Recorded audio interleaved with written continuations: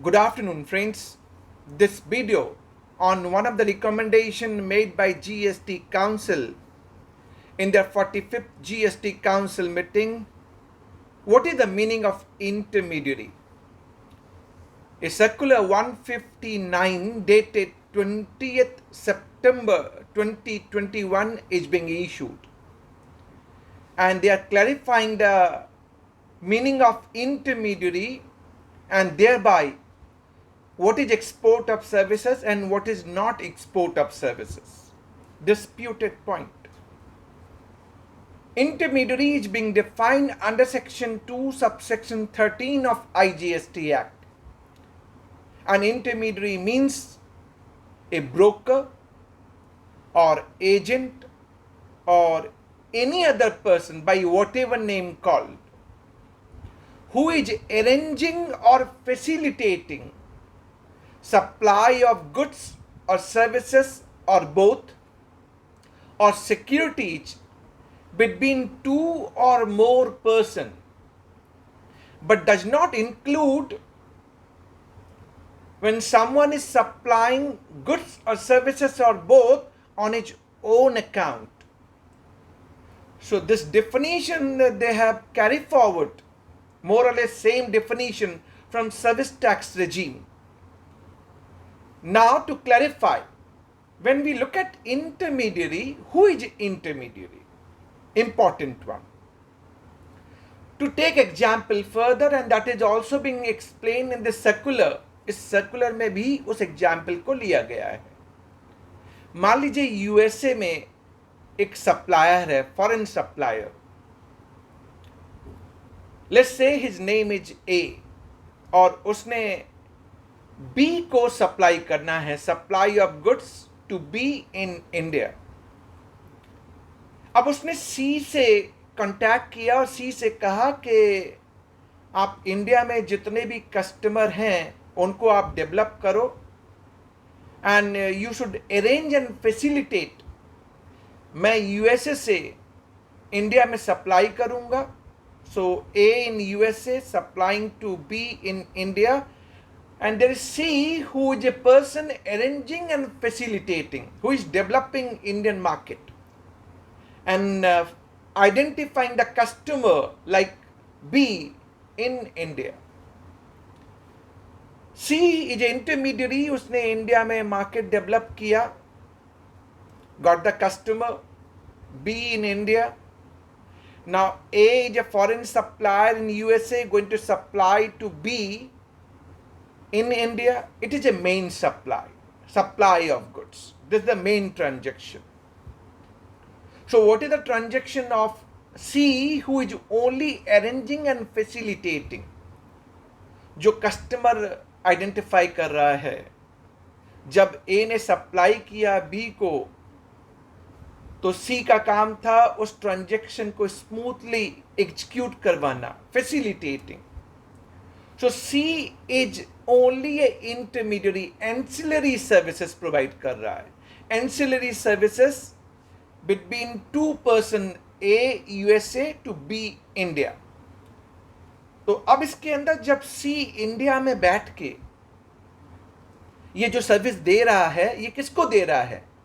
Service दे रहा है A USA को. क्या इसको एक्सपोर्ट ऑफ सर्विस माना जाएगा? यही डिस्प्यूट है, and that is what we all are discussing. As per section 13 subsection 8 clause B of IGST act, and for export of services आपको 5 कंडीशन सेटिस्फाई करनी है. Supplier should be located in India, जो C India में है.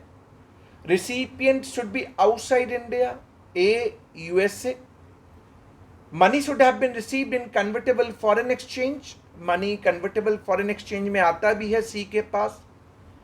Fourth condition, that place of supply must be outside India. अब ये problem है. जब आप place of supply under section 13 subsection 8 clause B में जाके देखेंगे of IGST Act, then place of supply is location of supplier जो इंडिया है, hence it is not export of services. That is what the dispute which is started in service tax regime from October 1, 2014. And the carry forward provision, same provision को ने GST में carry forward कर लिया. Circular कहता भी है कि हमने सर्विस टैक्स के प्रोविजन को ही GST में ले लिया. अब इंटरमीडियरी जो सी इंडिया में है उसने सर्विसेज ए यूएसए को दी. ये एक्सपोर्ट ऑफ सर्विसेज क्यों नहीं होगा? We all are disputing and debating, but the circular is not going into that debate. Circular सिर्फ ये समझा रहा है कि इंटरमीडियरी हम किसको मानेंगे? Who is only facilitating and arranging supply of goods और सर्विसेज और बोथ और सिक्योरिटीज बिटवीन टू और मोर पर्सन. बस इतनी बात समझा रहा है. और ये कह रहा है कि ऐसे ट्रांजेक्शन में 3 पार्टी होती हैं. 2 पार्टी जो main transaction A to B, A of USA to supply of goods to B in India, it's a main supply. एक एंसिलरी हुई जो सी ने की, और जो एंसिलरी हुई उसी को हम इंटरमीडियरी कह रहे हैं, हु इज अरेंजिंग और फैसिलिटेटिंग. बट इसको एक्सपोर्ट ऑफ सर्विसेज हम नहीं मानेंगे, ऐसा इस सर्कुलर में कहा है. और भी कई एग्जाम्पल उन्होंने दिए, वो एग्जाम्पल भी मैं आपके साथ डिस्कस करूं. एक एग्जाम्पल उन्होंने दिया कि मान लीजिए ए यूएसए से आपको सॉफ्टवेयर, कस्टमाइज सॉफ्टवेयर के लिए कॉन्ट्रैक्ट करता है. So A USA contacting B in India for customise software, हो सकता है ना? जब कस्टमाइज सॉफ्टवेयर की बात है तो कस्टमाइज सॉफ्टवेयर में क्या होता है कि आप सॉफ्टवेयर भी सप्लाई करेंगे और उसको कस्टमाइज भी करेंगे. M I right? कस्टमाइज भी करेंगे. अब इस केस में आप देखिए, जब कस्टमाइज करना है तो ए ने सॉफ्टवेयर बी को दे दिया इंडिया में. अब जब कस्टमाइज करना है तो ए ने सी को कॉन्टैक्ट किया, सी जो इंडिया में है, और उससे कहा कि भाई इस सॉफ्टवेयर को कस्टमाइज करना, you go to client site B, उनसे आप बात करो और जो भी कस्टमाइज करना है उस सॉफ्टवेयर पे आप कस्टमाइज करो. तो सी बी की लोकेशन पे जाता है, बी से बात करता है, उस सॉफ्टवेयर को कस्टमाइज करता है एज पर बी की जो नीड है, as per client and customer need. इसको हम इंटरमीडियरी नहीं मानेंगे, because C is giving his own services. It is not only arranging and facilitating. C is giving his own services of software development services. दे क्यों रहा था? क्योंकि A के साथ कॉन्ट्रैक्ट है उसका. तो C डायरेक्टली A को बिलिंग कर रहा है, B को बिल नहीं कर रहा. B जो इंडिया में उसको बिल नहीं कर रहा. C ने जो कस्टमाइजेशन किया वो A के कहने पे किया है, A यूएसए. अब ये सी बिल रेज करेगा, एक्सपोर्ट ऑफ सर्विसेज होगा या नहीं होगा, यही क्वेश्चन है. जब ये इंटरमीडियरी नहीं है, सी इंटरमीडियरी नहीं है, क्योंकि he is providing main services. It is not ancillary, arranging और facilitating. Hence in that case intermediary का प्रोविजन एप्लीकेबल नहीं होगा and it will be export of services. Second example आपको दिया. एक थर्ड एग्जाम्पल उन्होंने ड्रॉ किया कि मान लीजिए यूएसए में एक कंपनी है जो सप्लाई ऑफ गुड्स करती है all over the world including India. अब पूरे वर्ल्ड से उनके पास कस्टमर केयर की क्वेरीज आती हैं. तो उनने इंडियन ने कंपनी से कांटेक्ट किया. सो ए यूएसए कांटेक्टिंग बी कि भाई हमें आपसे कस्टमर केयर बीपीओ सर्विसेज चाहिए. बीपीओ सर्विसेज जिसमें आप हमारे कस्टमर के कॉल रिसीव करेंगे, उनको रिप्लाई करेंगे, उनको असिस्ट करेंगे. तो क्या जो बी की सर्विसेज हैं उसको इंटरमीडियरी माना जाए? क्योंकि ए कईयों को सप्लाई कर रहा होगा अक्रॉस द वर्ल्ड. तो सर्कुलर बोलता है ऐसे केस में BPO, he is providing main service, customer care service through BPO. इसको हम इंटरमीडियरी नहीं मानेंगे. हेंस सेक्शन 13 के अंदर of IGST act as per place of supply इसको एक्सपोर्ट ऑफ सर्विसेज हम ट्रीट कर सकते हैं. ये क्लैरिटी दी. एक एग्जाम्पल और दिया जो आपसे मैं डिस्कस कर लूं. वो एग्जाम्पल ये था और जिसमें मेरा डिबेट है और मैं आपको क्लैरिफाई भी करना चाहता हूं कि एज पर सर्कुलर अब जब आप पढ़ें ना, तो सारी चीज ऐसे मत पढ़िए जैसा लिखा हुआ है, उसकी तह तक जाइए, उसके अंदर तक जाइए, तब आपको समझ में आएगा। अब वो क्या है वो आप समझिए कि मान लीजिए ए यूएसए ने सप्लाई की मशीन की along with erection, commissioning and installation या एनुअल मेंटेनेंस कॉन्ट्रैक्ट। ए ने किसको सप्लाई की? बी इंडिया को। अब यहां पे इंस्टॉलेशन भी होनी है इंडिया में, erection, commissioning, installation and AMC contract, annual maintenance contract भी होना है। तो उन्होंने सी को कॉन्टैक्ट किया इन इंडिया कि आप इरेक्शन कमिश्निंग कर दो, इरेक्शन कमिश्निंग कर दो, एंड एएमसी कॉन्ट्रैक्ट भी आप ही एग्जीक्यूट करो इंडिया में। अब सी ने इरेक्शन और कमिश्निंग की इंडिया में, एएमसी कॉन्ट्रैक्ट भी उनने ही एग्जीक्यूट किया। किसके कहने पे? ए के कहने पे, ए ऑफ यूएसए।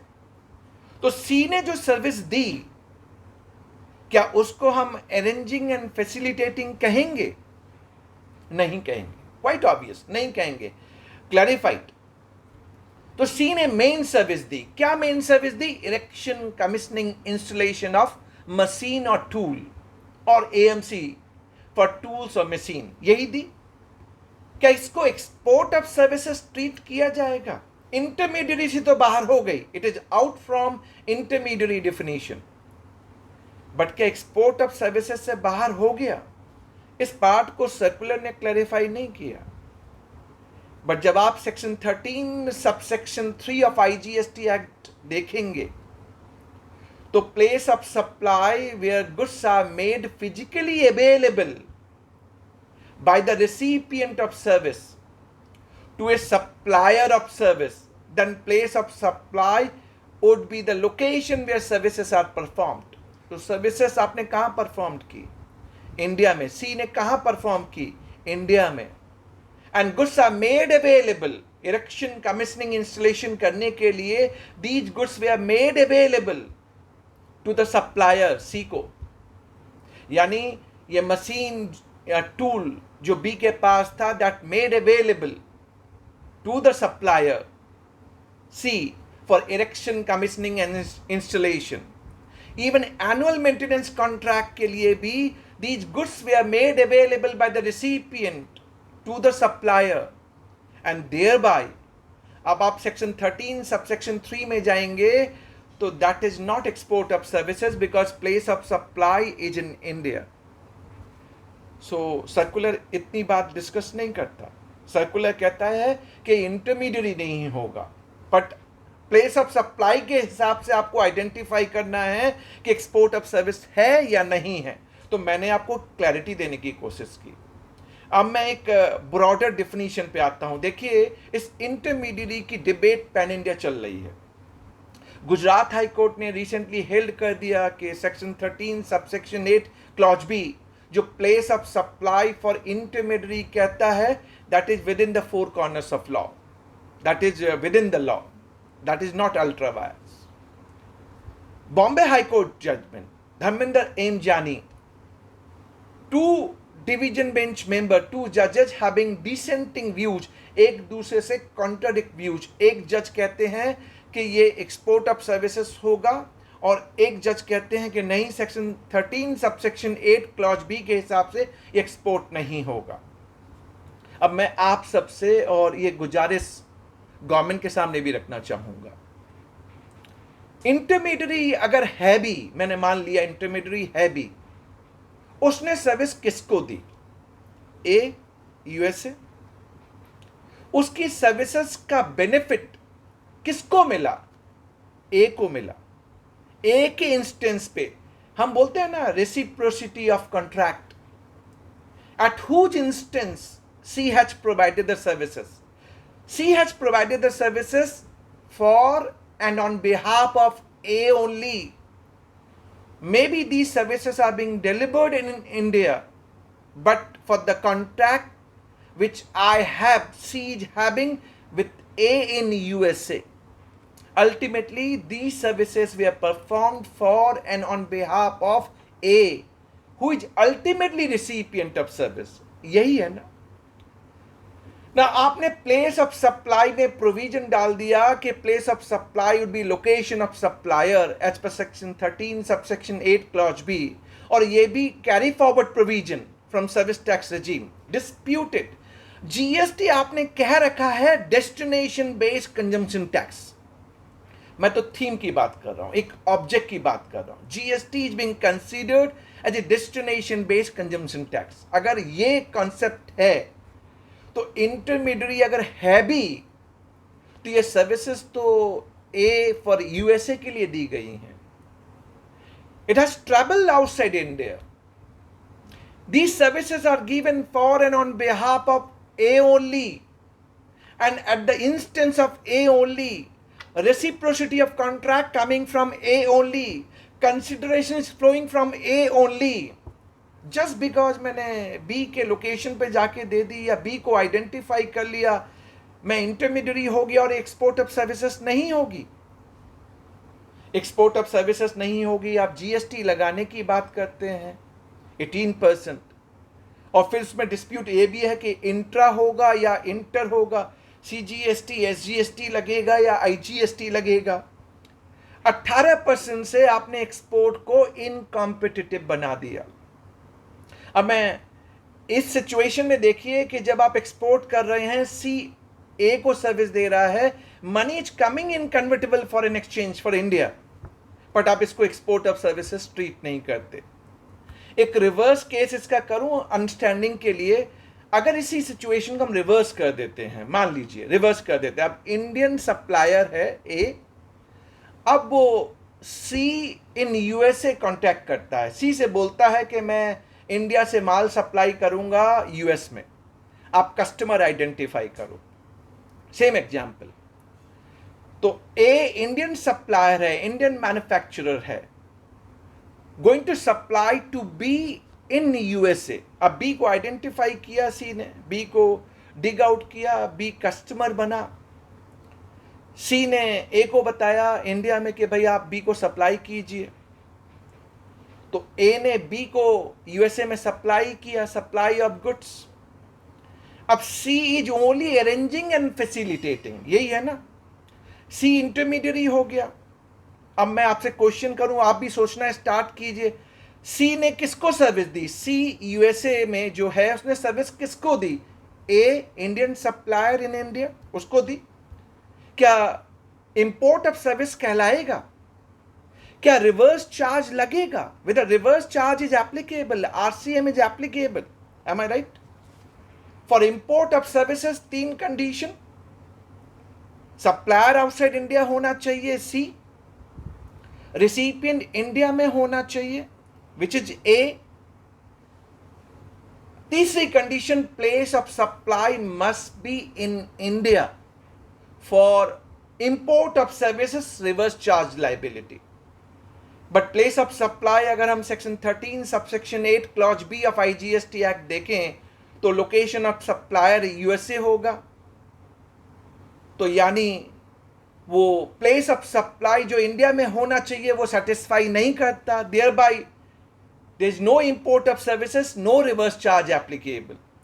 इस केस में मेरी convertible foreign exchange A India से सी यूएसए को दे रहा है, but reverse charge RCM applicable नहीं है। Convertible foreign exchange one of the important subject matter, and destination based consumption tax importantly preamble of GST law. A India ने सी US की service ली थी, तभी वो माल बेच पाया। तो ए ने बकायदा अगर डेस्टिनेशन बेस्ड कंजम्पशन टैक्स की बात करें ना, डेस्टिनेशन बेस्ड कंजम्पशन टैक्स, तो फिर हमें प्लेस ऑफ सप्लाई के प्रोविजन को चेंज करने की जरूरत है। इस सर्कुलर में मैं ये चाह रहा था, जो मुझे था कि क्लैरिटी आएगी, we will get the clarity, but उन्हें ऐसी कोई क्लैरिटी नहीं दी। यानी जो अब बॉम्बे हाई कोर्ट में धर्मेंद्र एन जानी का केस जो डिस्प्यूटेड और डिबेटेड है, litigation will continue, and it will continue on theme and thumb rule of what is destination based consumption tax, whether this place of supply provision is contrary as per destination based consumption tax, I'm sure this is a debated one, litigated one. As per me, in my humble submission, if it is destination based consumption tax, तो मैंने पहले जो export के example आपसे discuss किए वो export of services होने चाहिए थे, उस पर जीएसटी नहीं लगना चाहिए. और रिवर्स केस जो इंपोर्ट ऑफ सर्विसेज का मैंने कहा, आप रिवर्स चार्ज में देन डेस्टिनेशन बेस्ड कॉन्सेप्ट पे जरूर लगाइए प्लेस ऑफ सप्लाई, फिर इंडिया में हो जाएगी. That will provide the clarity. That is the thumb rule that we should follow if at all we are saying GST is a destination based consumption tax. So this is on intermediary as per circular number 159 dated 20th September 2021. I'm trying to, diagnose the circular and the clarification as provided. Having certain contradiction मैं आपके सामने रख रहा हूँ and discussing with all of you. So lot many changes are being announced in this 45th GST Council meeting. I continue to be diagnosed each of the subject matter as clarified. जैसे भी clarification आएगा, मैं आपके सामने separate video के जरिए I will continue to present before you. Thanks for watching and stay tuned. Subscribe to YouTube channel, so as and when I'm posting new video, you are being notified. And then you can watch those videos, which is the value addition, and we all are trying and putting our humble submission to the government as well, what correction we all are looking as a trade, industry and commerce to see GST is a good and simple tax. Thanks for watching. Thank you very much.